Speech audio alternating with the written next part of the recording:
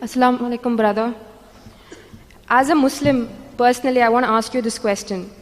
In the current socio-political, theological climate of stark black and white prevalent in the world today, I find it extremely difficult to endorse any faction or even my own notions of right and wrong.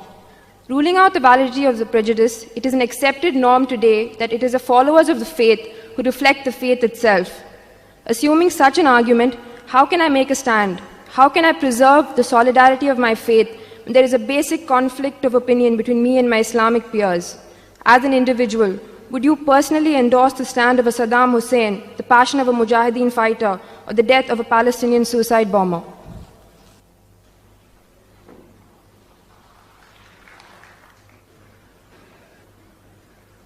The sister asked the question that, seeing the conflicting views and ideas, she doesn't know where she fits in. Who should she agree with? Who should she not agree with? What should she say? She's asking the question that, do I agree with what's happening with the Palestinian Mujahideens, what's happening about Saddam Hussein, etc. Sister, as I told you, many a time these issues are political. What I say, that everything has a hidden agenda, and because I keep on traveling a lot, and again, right or wrong, Allahu Alam, I can't say this is the thing, but mainly the cause are a few selected people and the politicians. Again, the politicians. For political reasons, they make someone the scapegoat, and that's the reason they want to see to it that the ulterior motives have been solved. Me as a Muslim, if you ask me, that what should I say if someone asks me? I can only speak the truth. If someone has caused them harm, if someone has murdered them, etc., etc., in this way, if they retaliate, it's allowed. Otherwise, they cannot. You ask me what's happening about a particular individual case, Osama bin Laden or Saddam Hussein, I say I don't know the background. I cannot give a fatwa, I can't give a verdict on them because I haven't interviewed them. For me to give my opinion, I have to interview them. So what I say, Allahu Alam, Allah knows best. Allah will not ask me on the day of judgment, is Osama bin Laden a terrorist or not? I will tell that if he has done wrong, if he has broken the guidelines of Quran and Sunnah, he is wrong. If he hasn't broken, he is good. That is not my basis to pass the examination. What I have to read? I have to read the Quran, I have to read the scripture. This question can be dealt with those who are experts who keep on traveling to Afghanistan, taking interview, etc. And we find such coming in the paper, etc. You as a Muslim, me as a Muslim, Allah will not, Almighty God will not ask us the question of day of judgment that do you agree Saddam Hussein is a terrorist or not? We have to say, Allahu Alam, we don't know.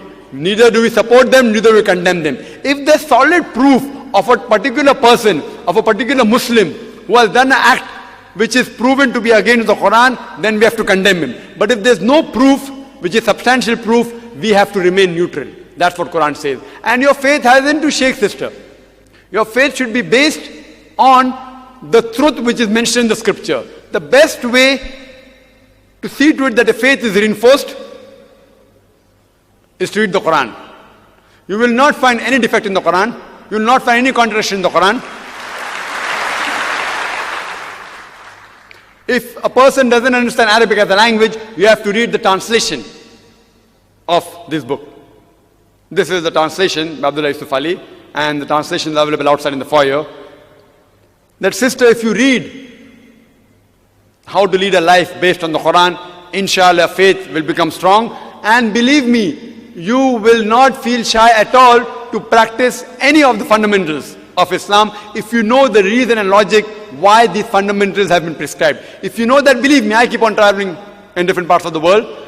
I mean, I speak, I go with this cap, I have a beard, I go to different Western countries. Never have I faced a problem. Sometimes inquiry is there, but never the problem. I mean, why should I get scared to speak the truth? So if you have knowledge of the scripture and you know the reason and logic, you will feel proud. Even you too will call yourself like me. You will also call yourself a Muslim fundamentalist.